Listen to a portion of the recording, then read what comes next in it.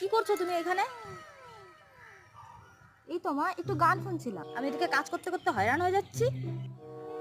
কানের ভিতর কি ও? এটা এটাকে ইয়ারফোন বলে। হ্যাঁ, এটা কানে নিলে গান হয়। কই দেখি। এই নিন।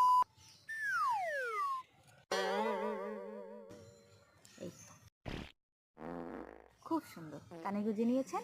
এখন আর কিচ্ছু শুনতে পারবেন না, শুধু একটু হেসে হেসে আপনাকে 2-5টা গালাগালি দিতে হবে।